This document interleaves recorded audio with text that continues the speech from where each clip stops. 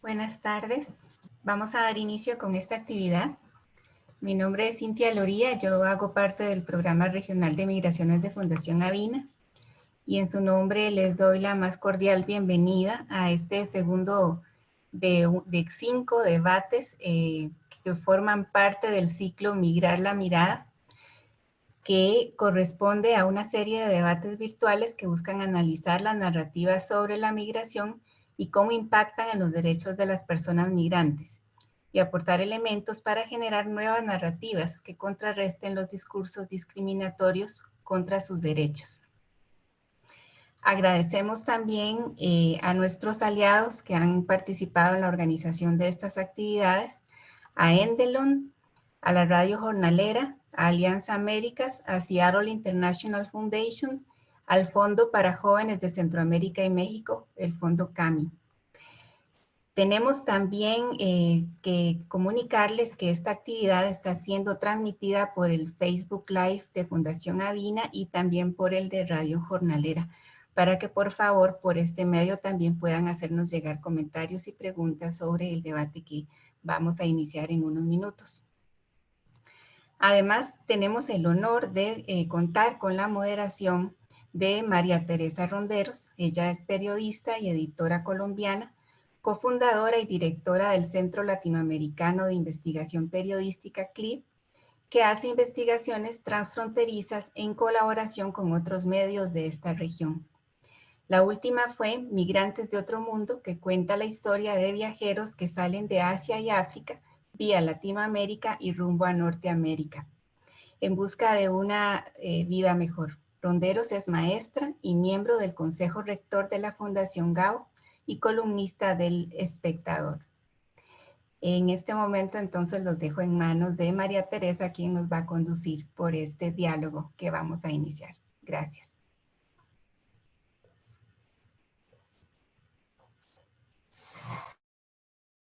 Estamos acá mudos. siempre lo friega uno el micrófono. Muchas gracias, Cintia. Gracias a la Fundación Avina por ponernos a conversar sobre este tema. Y tenemos realmente un panel de estrellas, de personas que desde distintos ámbitos de la vida social han pensado sobre este tema y lo han vivido y lo han sentido en carne propia. Tenemos a Elena Olea, que ella es de la Alianza América, que es una red de organizaciones de apoyo a los migrantes, y es abogada y es litigante experta en derecho, en derecho internacional humanitario. Sofía Blanco, ella es del colectivo feminista MAPAS. Ella es de Michoacán, trabajan sobre todo en Michoacán con los migrantes internos en México.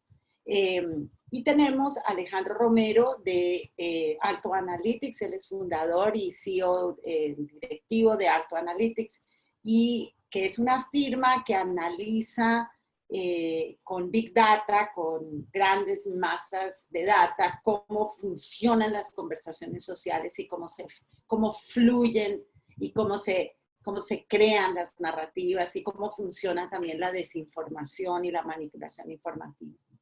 Y por último tenemos a Brenda Ochoa del Centro de Derechos Humanos Fray Matías, que queda en Tapachula, en el sur de México, frontera con Guatemala.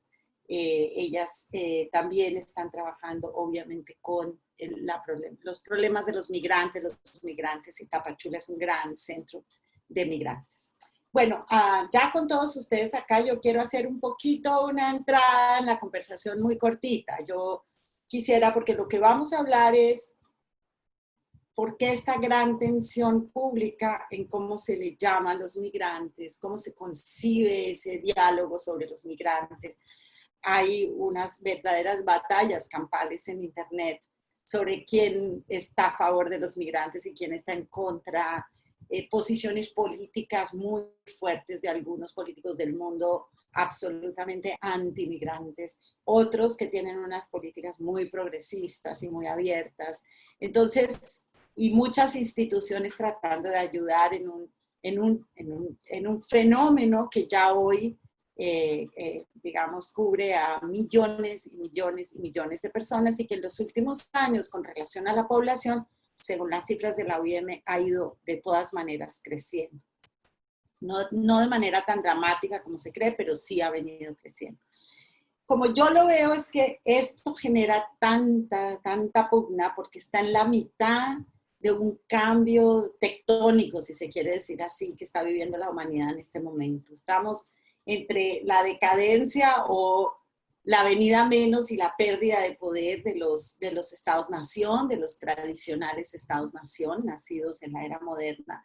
Y esos estados-nación, lo que les va quedando de soberanía es su territorio y su ciudadanía. Y eso es lo que quiere proteger. Y ahí es donde se basa mucho estos diálogos más bien populares, incluso a veces populistas. Del otro lado vienen todas las fuerzas de la globalización. El capital es global y atraviesa fronteras. La economía es global y atraviesa fronteras. La información es instantánea y atraviesa todas las fronteras del mundo. Todo el concepto de derechos humanos es un concepto pensado desde lo global para proteger a los individuos desde instituciones que son globales. Entonces, estas fuerzas entran en choque. Y por un lado está todo lo global empujando a la gente a salir, empujando a la gente a viajar, a migrar, a moverse constantemente. Y por el otro lado, todo lo nacional tratando de hacer valer sus ciudadanías locales, de decir, yo tengo que demostrarle a estos ciudadanos que esto vale más que lo de afuera, haciendo valer su territorio como la última frontera de su soberanía, porque todo lo demás, estos países, los poderes de estos países ya están muy restringidos por el capital internacional, la información internacional, todo tipo de organizaciones de derechos humanos internacionales, incluso por delincuencia internacional, en el caso relacionado con la migración, con el tráfico de personas. Y ahí es donde aparece el eslabón más débil de toda esta lucha, que es el individuo, y que es el individuo pobre, y generalmente de países pobres. Estos individuos pobres de países pobres terminan siendo los Paganini, los que a quien se les echa la culpa. Es que no deberían irse. Nosotros con CLIPA acabamos de hacer una gran investigación sobre la salida de migrantes asiáticos y africanos que atraviesan toda América Latina rumbo a Estados Unidos. Y la gente en Estados Unidos, gente común y corriente, gente que se siente progresista. Incluso mis colegas muchas veces decían, pero esta gente, pues, si ellos se quedaran en su casa, no habría tanto problema. No estarían causando, no sufrirían tanto, no se morirían en el Darién, no quedarían atrapados en Tapachula meses en una estación migratoria. No, podrían estar tranquilos en su casa, pobres pero tranquilos, pero es que así no funciona el mundo nos está empujando y a estas personas las empujaron guerras, las empujaron situaciones de diferencia y de desigualdad social, las empujó el cambio climático, un montón de fenómenos globales. Entonces, para terminar, esta culpa al individuo se traduce en unas narrativas que hacen aflorar un racismo que está ahí, en muchos de nuestros pueblos, hacen aflorar una noción de que el migrante comete actos criminales, entonces hay todo tipo de desinformación sobre cómo los migrantes cometen actos criminales, cómo los migrantes aprovechan y se toman los beneficios sociales. ¿Por qué? Porque toda la desinformación que se ha estudiado da exactamente en ese punto tan sensible, porque ahí es donde está la puja, la ciudadanía versus los de afuera. Y entonces en esa puja se exagera, se dice que los migrantes les entregaron todos los beneficios sociales, los aprovechan, son desagradecidos. Esto se repite exactamente igual en diferentes fronteras, en diferentes países. Y por último, la noción de invasión. Nos van a invadir, nos van a quitar nuestra cultura, ¿no? Nos van a dejar de ser lo que somos nosotros. Y ese es el otro gran mensaje que se repite y se repite. Ahora, solamente quiero dejarlos con la parte más dura y más difícil de esta narrativa y de cambiar esta narrativa. Y es que no es un tema que ya vamos a ver cómo ustedes ven esa desinformación en la base cómo la ven y qué efecto tiene eso sobre las personas de carne y hueso que están viajando, que están moviéndose. Pero también es que no solamente las personas que deliberada y políticamente quieren atacar a los migrantes o a esa noción de migración o usarla políticamente son quienes construyen esta narrativa. También gente muy bien intencionada la repite. Yo he visto miles de colegas míos, periodistas, repitiendo cosas como la invasión, ese tipo de narrativas, sin ni siquiera pensarlo dos veces, que están contribuyendo. Primero, una visión falsa, porque si fuera una visión real, uno como periodista podría, digamos, defenderla, pero es una visión, por un lado, falsa, que generalmente las poblaciones migrantes son chiquititas comparados con la población de un país. Y por el otro lado, digamos, no refleja una reflexión. Entonces, la primera pregunta que les quiero hacer es, ¿ustedes cómo viven, cómo ven esa narrativa desde sus distintas posiciones y desde sus distintos, cómo se está comportando esa narrativa hoy? Y esa estaría como la primera pregunta para arrancar. Si quieres, empecemos contigo, Brenda. Muchas gracias, María Teresa. La verdad es que la introducción da mucho para conversar, en el sentido de que desde dónde vienen estas narrativas y cómo es que se viven, ¿no? Estas narrativas en las personas mismas y también en las personas que estamos acompañando como defensores y defensoras. Entonces, pues la narrativa en sí misma, como bien mencionabas, es un efecto, es una narrativa sistémica, opresiva y violenta, ¿no? O sea, que prácticamente parte pues también conscientemente en hacer efectos ante las personas para poder seguir con un sistema capitalista y global que ya mencionabas, y que evidentemente cada vez más encontramos que hay, aunque hay mucha resistencia de las mismas, también hay muchísimos más poderes fácticos que la llevan, ¿no? Y uno de los más grandes poderes de estas narrativas, pues ha sido que la narrativa social. Entonces, hay mucha legitimidad de las narrativas sistémicas, hay mucha legitimidad por parte de todas las personas a nivel social y en la vida cotidiana, que también impulsan y hacen muchas violencias hacia las propias personas, ¿no? Si nosotros reproducimos esas narrativas, o sea, las políticas que nacen de los estados y que oprimen a las personas que intentan moverse o se mueven por su derecho a migrar, pero también por una consecuencia grave que es el desplazamiento forzado y derivado, pues evidentemente, a todos los sistemas globales, pues se encuentran no solamente con una violencia sistemática institucional, sino también con una narrativa interiorizada de la sociedad en la cual no se les permite y se les niega constantemente derechos tan básicos como el espacio público, ¿no? Como el estar. El estar y el convivir y el participar, ¿no? de esa misma sociedad. Ya Brenda, dejamos... cuando tú dices que esa narrativa tiene un efecto concreto en la vida de la gente, me parece súper interesante. ¿Tú puedes pensar algún ejemplo de algún tipo de narrativa que haya terminado en que incluso ciudadanos del común terminen rechazando a los migrantes solo porque están imbuidos de esta narrativa, no porque tengan ningún problema a nivel personal con ellos, digamos? ¿Algún ejemplo que ustedes hayan vivido de un momento crítico, por ejemplo, cuando las famosas... el éxodo claro, y las caravanas. las caravanas. Sí, pues justamente creo que vivimos momentos en los cuales se nos fue claro el rechazo y esa narrativa interiorizada de la sociedad, en el cual prácticamente había una confrontación directa desde las propias personas locales hacia las personas en movilidad, desplazadas forzadas, ¿no? Y que también no permitirles entrar a ese espacio público, ¿no? Había una discusión a nivel local, por ejemplo, que las personas no se quedaran en el parque porque era un espacio local, un espacio de la ciudad, ¿no? Y que evidentemente había un rechazo generalizado, ¿no?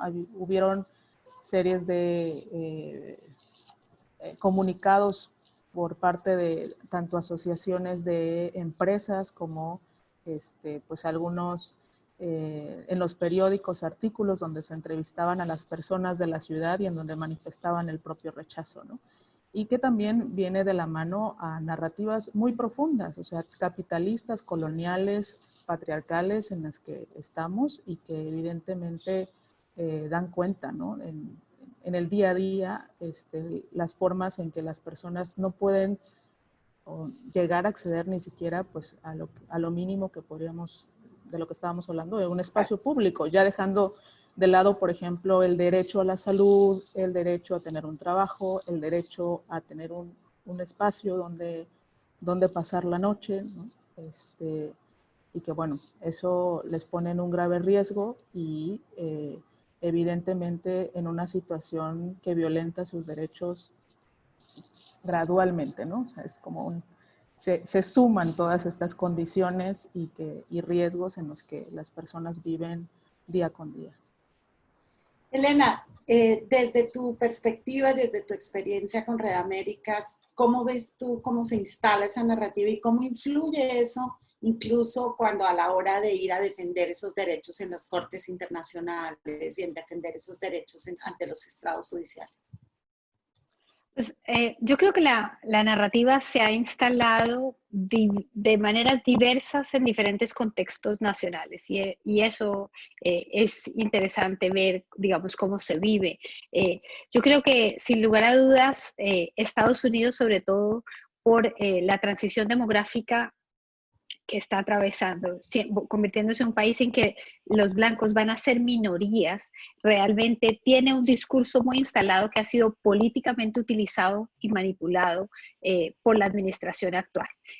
Por lo tanto, la narrativa contra la migración, la agenda xenófoba y de supremacía blanca hace parte del día a día de la vida de cualquier persona en Estados Unidos. En la comunidad más apartada y más lejana, digamos, tratando de estar más entre sus pares y por supuesto se siente mucho más en los espacios urbanos. Y es interesante ver esta fricción entre la visión de las autoridades locales y la visión de las autoridades federales, ¿no?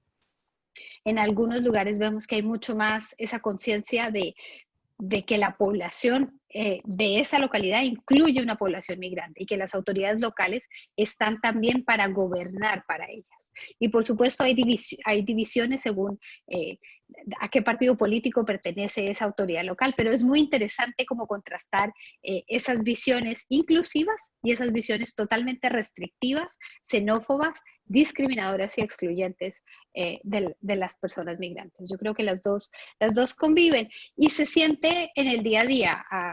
Yo diría como a nivel personal es como a quién le describo yo dónde trabajo. Si yo cuando viajaba, tomaba un taxi del aeropuerto a mi casa, si empezaba la conversación con el taxista y me preguntaba yo a qué me dedicaba, yo solamente le decía que yo trabajaba en migración si el taxista era migrante. Y esa es como una constante, ¿no? Como esa medida de, ¿puedo compartir lo que hago y lo que soy con un completo desconocido o no? Y yo creo que en todos los espacios hay como ese estigma de esas son las personas que defienden a los migrantes. Yo creo que eso es algo que Brenda, que Sofía y que yo compartimos en los diversos espacios donde estamos. Esas son, ¿no? Y cuando somos escuchadas siempre ya es como, ay, ya vienen otra vez con el mismo discurso. Es parte del contexto que estamos viviendo y de los desafíos que tenemos en nuestro trabajo. Claro, claro. Alejandro, desde tu punto de vista, tú que no estás en el activismo de migración ni nada de eso, tú eres un observador de cómo se construyen estas narrativas. Cuéntanos un poco qué es lo que ustedes han visto y qué es lo que han estudiado. Bueno, lo primero, María Teresa, darte las gracias por invitarme a esta charla y porque para mí es un honor participar y colaborar contigo. Yo quiero hacer eco de algunos temas, ¿no? El primero es claramente la migración como fenómeno, los migrantes se han transformado en una herramienta política, en un vector fundamentalmente de polarización del debate público. Nosotros nos centramos público digital. Nosotros nos centramos fundamentalmente en analizar esas conversaciones públicas que se producen en los medios digitales, blogs, foros, comunidades, etc. Y es muy interesante ver algunos fenómenos, ¿no? Ese fenómeno que habéis estado describiendo también en relación a América Latina es un fenómeno que hemos analizado en Norteamérica, que hemos analizado en Europa y donde o sea, en el fondo el migrante es utilizado como una herramienta comunicativa para asociarle un conjunto de valores y sobre todo polarizar a la opinión pública en una determinada dirección, ¿no? Yo le he pedido al equipo que mirara, por ejemplo, en la conversación asociada a inmigración y a migraciones en América Latina en los últimos días y les he pedido además que lo miren en asociación a COVID, porque me parece que es muy interesante y es un factor muy, muy relevante y se están generando unas dinámicas en la comunicación pública muy interesantes. Y hemos observado un conjunto de temas o de narrativas que están predominando en la región en los últimos días, ¿no? O sea, vemos un discurso asociado a Venezuela y a la migración asociada a Venezuela muy, muy importante. Hay dos narrativas o dos discursos que están emergiendo recientemente. Uno es los centros de detección de Aruba, es uno de las narrativas en asociación a Venezuela más relevante, y también toda una narrativa de rechazo. Perdóname, Alejandro, dijiste de Aruba. Aruba, sí. Sí, sí, sí. Y hay otra narrativa asociada también a Venezuela que es muy, muy en línea con lo que se ha comentado antes, que es fundamentalmente un rechazo y criminalización de los migrantes venezolanos, ¿no? Y esta es una narrativa fundamentalmente local, ¿no? La otra narrativa local de la región es una alta preocupación y una asociación muy elevada entre migración y COVID. Y esto es muy importante porque el COVID está siendo también una herramienta muy potente de comunicación y obviamente no se asocia de forma positiva a todo el fenómeno migrante, como imagino que conocéis muy bien vosotras que estáis en la región, ¿no? Y luego a mí me gustaría destacar un conjunto de narrativas muy interesantes que no surgen en la región necesariamente, que surgen, por ejemplo, en Estados Unidos o en Europa, pero que están teniendo eco también en la región. Por ejemplo, hay una narrativa que emerge dentro del contexto social de Estados Unidos en relación a los últimos sucesos y manifestaciones en contra de asesinatos que tienen un componente racial, y esto hay también toda una narrativa que lo asocia al fenómeno migrante. Y es muy interesante ver también cómo desde Europa, por ejemplo, fundamentalmente desde España, sur de España e Italia, sur de Italia, son regiones que también están expuestas al fenómeno migratorio de forma muy intensa durante especialmente la época estival. Vemos como muchos de los discursos de lo que podríamos llamar el alt-right europeo, que buscan criminalizar y polarizar a la opinión pública, pues están también teniendo su eco en Latinoamérica. Es decir, que la región, como nos ha pasado en muchos análisis que hemos realizado en otras regiones del mundo, no solo está sujeta a las narrativas locales que también habéis descrito y que en el fondo dejan a un lado la situación vulnerable de los migrantes. También las regiones están expuestas al impacto del debate migratorio que existen en otras regiones, a veces colindantes, como puede ser el caso de Estados Unidos, o incluso remotas, como puede ser en el caso de Europa, ¿no? Bueno, me imagino que tendremos oportunidad de comentarlo luego, María Teresa, pero muchas de estas narrativas no son orgánicas, es decir, muchas de ellas están incentivadas de forma artificial porque hay unos intereses elevados de utilizar políticamente este tema. Eso quería decirte ahí, no sé, en algún momento, si tú quieres presentar alguna gráfica o algo que nos haga más fácil ver, mapear y ver esto, pues por supuesto me dices y la compartes. Claro, esa es una segunda etapa un poco más adelante para la segunda pregunta, pero quisiera primero oír a Brenda, perdón, a Sofía, ay, ahora Sofía. ya me confundí, a Sofía, perdón, A qué Sofía. pena. Me confundí, es que ya uno a estas horas y después de 25 Zooms, uno no sabe muy bien. Perdóname, Sofía. A Sofía, yo quisiera que Sofía nos cuente, porque ahí tienes tú una situación y manejan ustedes una situación bastante más particular, y es la migración interna. Ya no entra este tema, digamos, xenófobo tradicional de rechazar al extranjero, sino es un tema de los habitantes de urbanos, etcétera, digamos, rechazando la migración que viene desde adentro mismo del país, en Michoacán. ¿Qué ingredientes tiene ahí ese rechazo y qué tipos de narrativas hay que van en contra de esa narrativa tan excluyente con sus mismos conciudadanos, que nosotros la vivimos en Colombia, que tuvimos en el momento 6 millones de personas desplazadas en las ciudades, y era muy parecido a lo que se ve hoy, que se ha reproducido casi exacto con los venezolanos.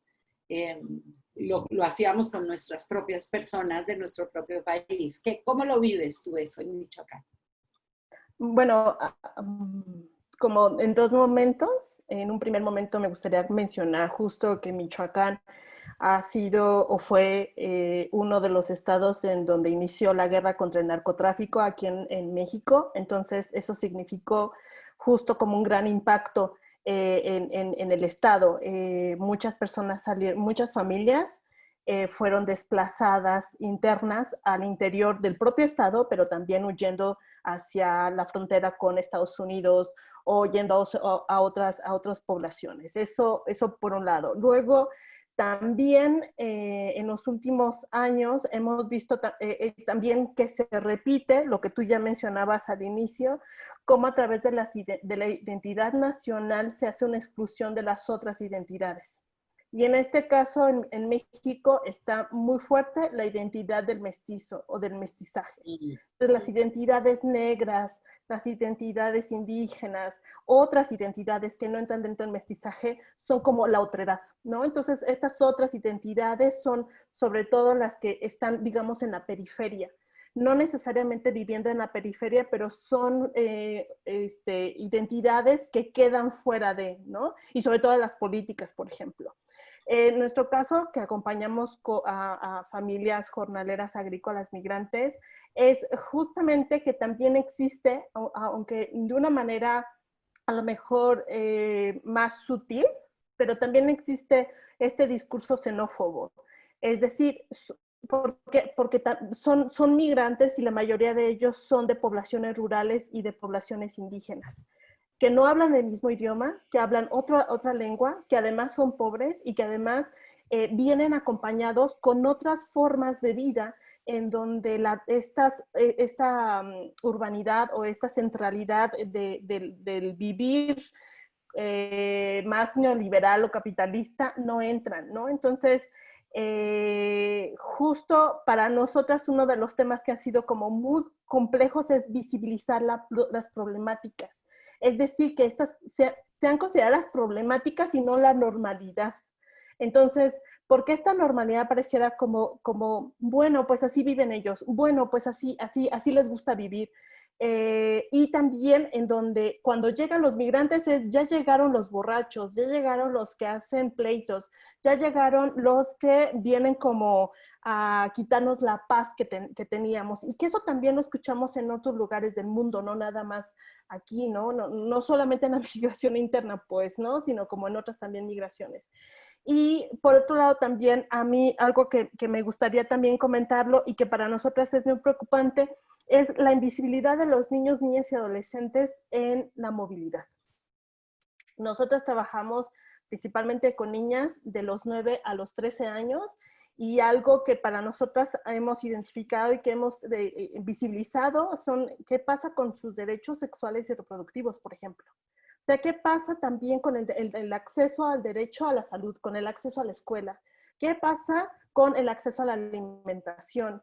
porque lo que nosotros estamos viendo, por ejemplo, ahora con el COVID, es que no está habiendo escuela y la escuela está haciendo por internet. Y entonces estos recursos no los tienen las familias jornaleras agrícolas migrantes, no las tienen los migrantes porque están además en constante migración. O sea, no es que estén en algún lugar, sino que cada temporada van cambiando o regresan, van, vienen. Y entonces, ¿cómo garantizarles a los niños y las niñas el derecho a la educación, por ejemplo?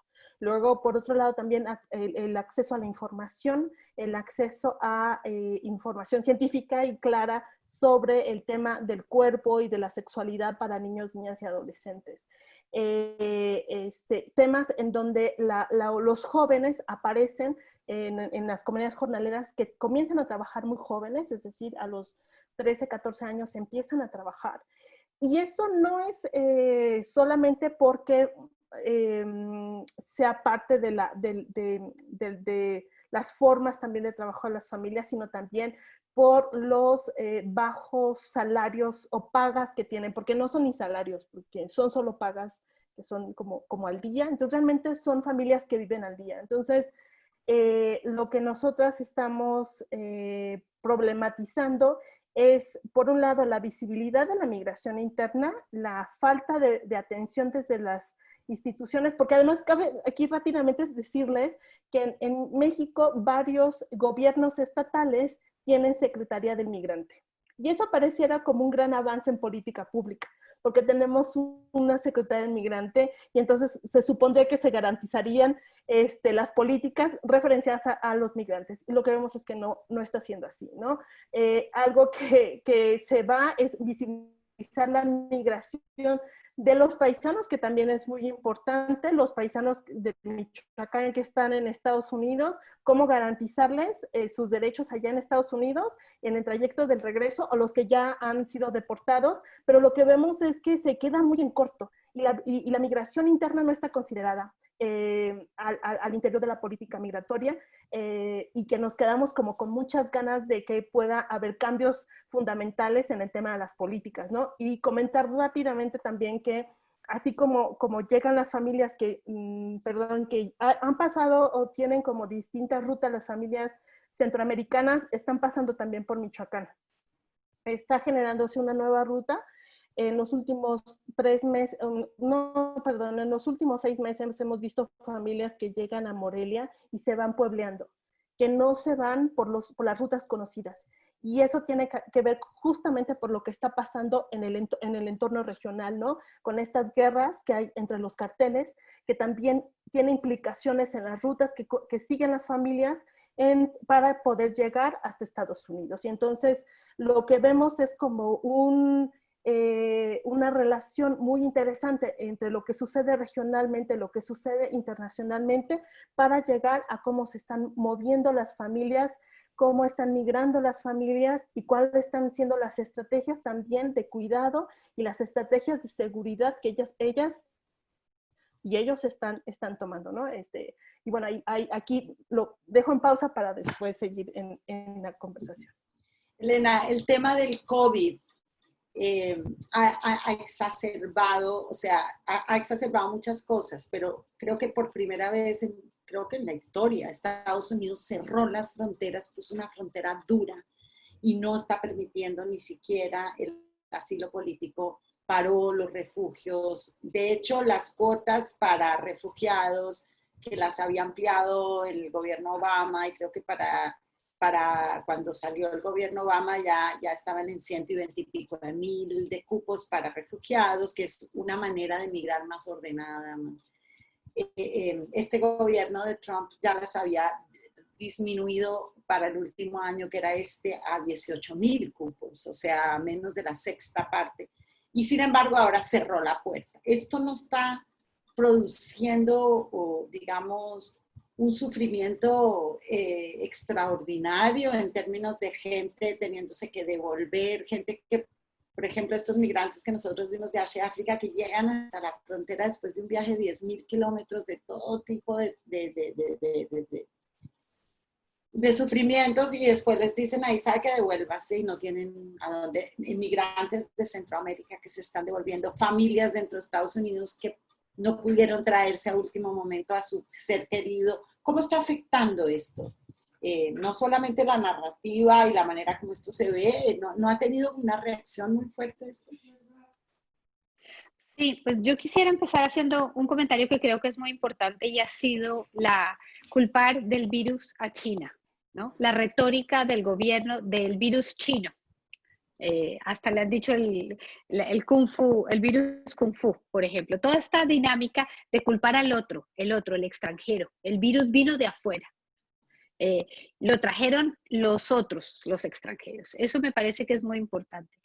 Y lo que sí ha sido nefasto ha sido cómo este gobierno, que tenía una agenda muy clara de tratar de frenar la migración, que venía poniendo en práctica todo tipo de medidas para limitar, para restringir a las personas, para devolverlas a México bajo ese famoso programa de los solicitantes de asilo, el MPP, o quédate en México, aprovecha el virus para definitivamente, María Teresa, efectivamente está ocurriendo todo el tiempo. Esta mañana estábamos en una conversación con albergues que atienden a población LGBT en particular.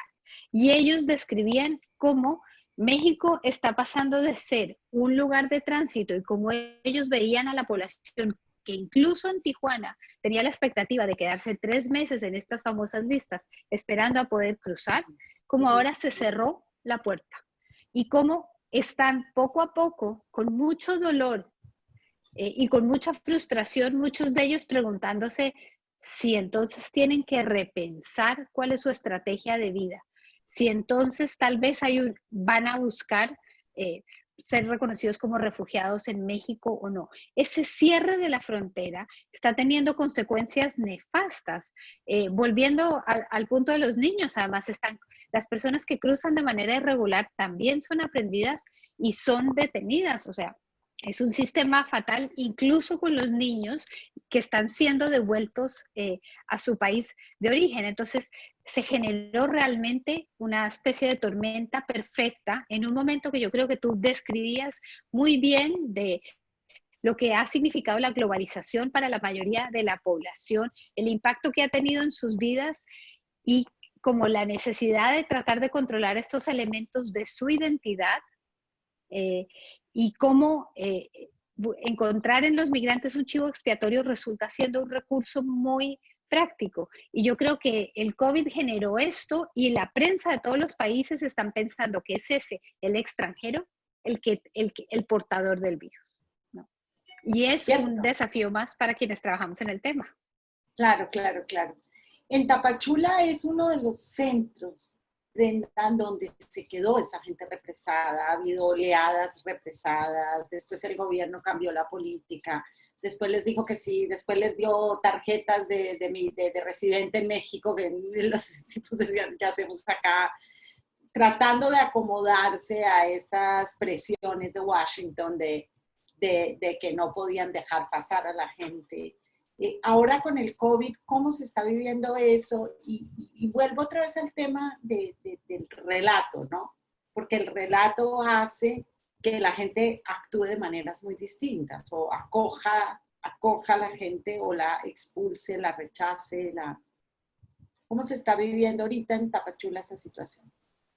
Sí, pues creo que es importante justo volver a recalcar que en este sistema, y justo porque también lo comentaba Elena y las demás compañeras, el sistema realmente se acoge de estas narrativas para oprimir y para violentar, ¿no? Y también unas narrativas en las que estamos totalmente todas, en las que evidentemente violentamos y discriminamos y somos parte también como de estas, de la falta de dignidad y de vida, ¿no? Que se le tiene que dar a las personas. Creo que también los estados han adoptado cada vez más estas narrativas para impulsarlas y para luego tener como resultado pues fortalecer el capitalismo y demás, ¿no? El global. Y bueno, en pero esto, ahí más bien son fuerzas en el mismo sentido. O sea, el capitalismo, claro, es una fuerza de globalización y los migrantes son digamos, un efecto de esa globalización, ¿no es cierto? Y son los estados los que más bien están resistiendo esas fuerzas de globalización. Pero como no resisten el capital extranjero, resisten al migrante. A ese les queda más fácil cerrarle la puerta. El capital ese llega rápido, pero ¿no? A la gente es a la que le cierran la puerta, ¿no? Sí, y evidentemente fortalecen muchísimo más el que para que el capital funcione tiene que haber pobreza de algunos, ¿no? O sea, tiene que haber mano de obra para que también se pueda realizar esta ganancia económica, ¿no? Por medio de las personas. Y bueno, o sea, digamos, no sé si me están escuchando porque me sale que estoy con Total, te conexión estamos inestable. escuchando muy bien, Brenda, sí.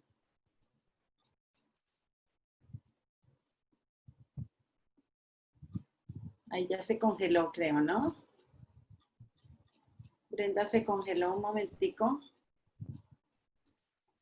Quizás ahora que mientras la recuperamos, Alejandro, de pronto tú nos puedes contar un poco estas narrativas que por supuesto obedecen a cosas culturales profundas, a lógicas políticas, a discursos políticos dentro de digamos, del intercambio normal en el desarrollo de los países. Pero también en esta era de Internet y en esta era digital, hay quienes están deliberadamente y con estrategias creando estas narrativas.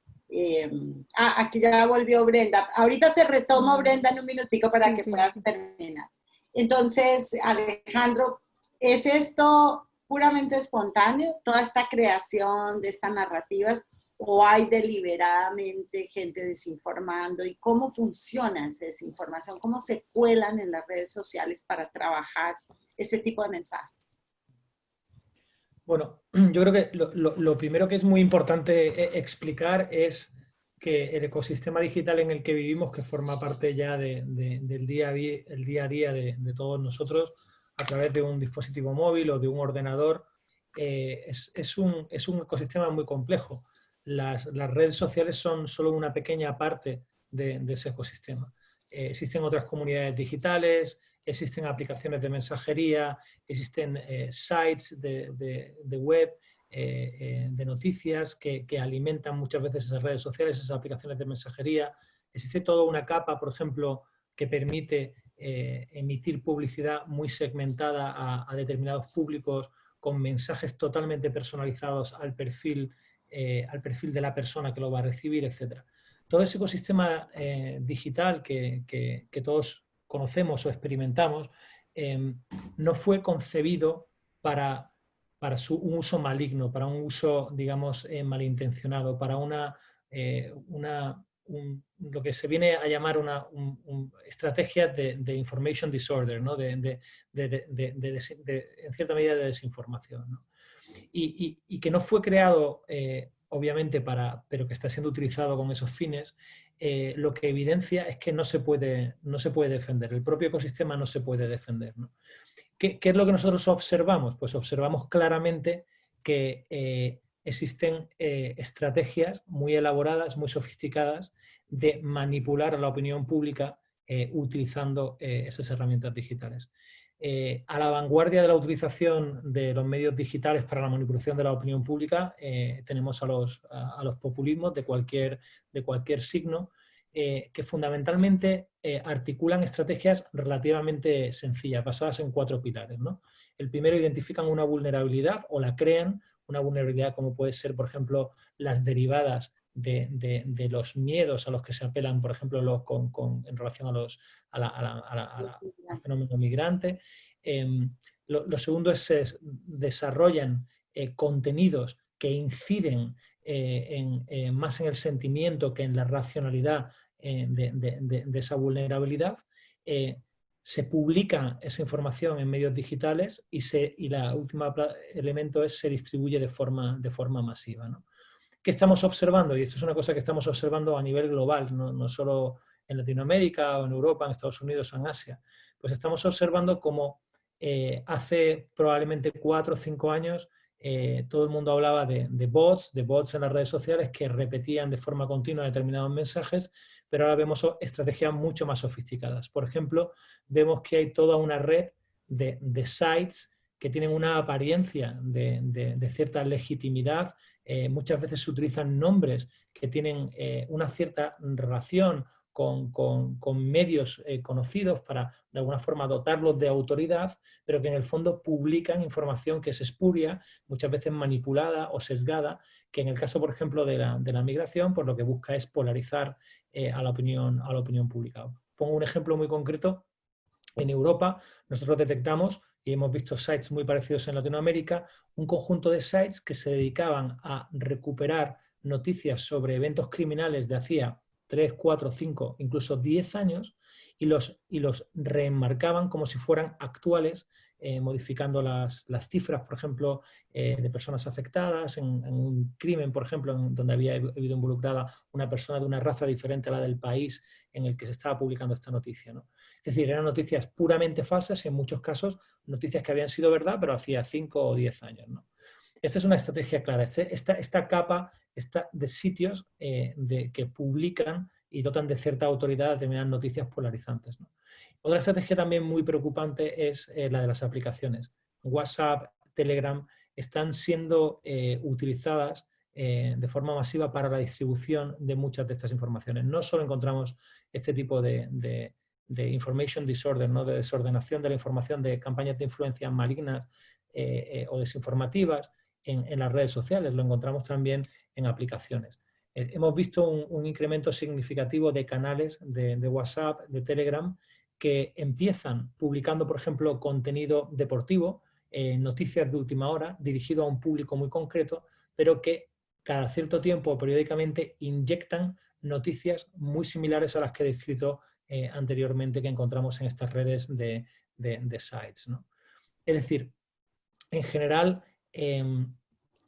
hay una utilización de los medios digitales para amplificar de forma intencionada y normalmente con un interés mayoritariamente político, local muchas veces, o geopolítico, más internacional, a la opinión pública a través de los medios digitales. Es muy interesante lo que estás diciendo, porque la gente cuando informa o cuando hace incluso mensajes, ustedes que son activistas que pueden estar lanzando mensajes en otro sentido, ¿cómo lucha uno contra esas narrativas? ¿Cómo lucha uno contra estas personas que tienen un manejo, aunque parece sencillo, relativamente sofisticado, que tienen capacidad de poner 20 sitios distintos que aparentemente son distintos, pero son todos creados al tiempo? ¿Cómo han hecho ustedes, Brenda, para enfrentar eso dentro de la organización, dentro de la Organización de Derechos Humanos en Tapachula? ¿Cómo han hecho ustedes para enfrentar ese tipo de narrativas? Bueno, espero que ahora sí no me pierda. Pues creo que justo muchas de las cosas que hemos tratado de hacer, no solo nosotros, sino diversas organizaciones en las que trabajamos el tema y estamos en defensa, es cada vez más visibilizar lo que realmente está pasando, o sea, como un sistema de monitoreo real y constante de observación en donde podemos decir, o sea, de viva voz, qué es lo que realmente pasa. Y también esperar que las personas o la misma sociedad pues también, digamos, cree sus propias reflexiones, porque creo que en el punto de las narrativas es que también podemos decir que la sociedad está mal, ¿no? O sea, que está, digamos, en contra de la migración, en contra de la otra del otro, pero también está bajo las mismas narrativas que los estados están promoviendo cada vez más y que evidentemente están utilizando, ¿no? Están utilizando para estarnos en una lucha constante, ¿no? Entre unas y otras de nosotros. Entonces, cada vez más replanteamos y nos preguntamos el cómo ir en contra de estas narrativas también de forma más reflexiva, o sea, no solamente de decirle al otro estás mal, ¿no? Tú estás mal, sino más bien el qué está pasando y por qué está pasando, ¿no? Y por qué esto está ocurriendo, por qué hay desplazamientos forzados, por qué tienen que venir personas desde África hasta Tapachula ¿Y por qué tienen que morir aquí? O sea, de la manera indigna en la que pueden morir. ¿Y qué? O sea, ¿cómo nos mueve esto, no? A todas, y que sí nos tenemos que estar preguntando y cuestionando, y más bien dirigiendo estas, digamos, nuestras fuerzas y de confrontación a quienes realmente están produciendo esta situación, ¿no? Estas violencias. Y cada vez más nos replanteamos desde ahí. Creo que ha sido sumamente difícil porque justo lo que decía Elena hace un momento, ¿no? La criminalización que también, o sea, de quien está en contra de la narrativa, siempre está presente, ¿no? Porque no puedes ir en contra de ese sistema y entonces el sistema también impulsa otras narrativas que quienes estamos defendiendo a las personas en desplazamiento forzado son quienes también defendemos asesinos, pandilleros, justamente a quien nos viene a robar el trabajo, y que también mencionaba también Sofía, como en esta parte de la pobreza y el miedo que tenemos a ver la pobreza, ¿no? Al ver la marginación. Entonces la tratamos de ocultar, y entonces quien trata de visibilizar eso es como resistir y confrontar, ¿no? Al mismo tiempo. Entonces sí hay apuestas en este sentido, más de generar la reflexión y generar con las otras, más allá de una confrontación, y dirigir esa confrontación a quien tiene que ser, ¿no? Sabiendo que, bueno, es un monstruo al que le tiramos piedra, ¿verdad? Pero pues al final es desde ahí, claro, y desde lo local, ¿no? También generar estas partes de donde se van construyendo. Bueno, ahí Sofía puede más decir desde su experiencia con las compas, pero Sí, eso es desde ahí, ¿no? Y claro. yo nada más, en la anterior pregunta, la verdad es que lo que quería comentar respecto al COVID es que justo el COVID ha sido una... Ay, creo que ya me perdí de nuevo, pero no sé. ¿Hola? Ahí estás, ahí estás. Escuchamos. Sí, Lo sí, siento, es que me quedo como en... me quedo así suspendida. Bueno, si aún me escuchan. ahí ya no. Ahí ya.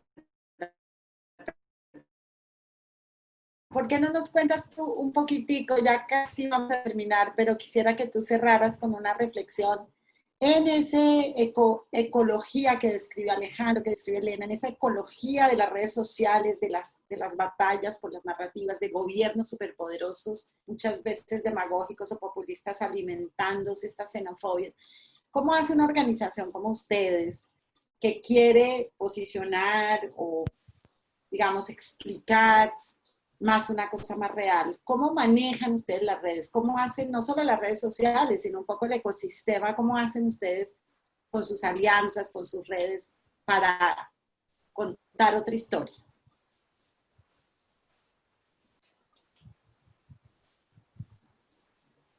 Sofía, ¿la No. pescaste? Ya. Sí, ya. Ya, perdón. Bueno, algo que para nosotras, voy a contar algo que es como muy sencillo, pero que a nosotras nos da también mucha esperanza. Y es cuando las niñas, los niños y adolescentes se apropian de los espacios públicos y enuncian lo que desean. Cuando estas niñas y niños están pintando un mural, están haciendo juegos en los espacios que son públicos, de los lugares a donde migraron, y ellos se hacen presentes y ellas se hacen presentes y pueden enunciar lo que desean. Para nosotros es así como la semilla que deseamos que germine en personas adultas que reconozcan sus derechos, pero que también sepan por dónde y cuáles son las vías.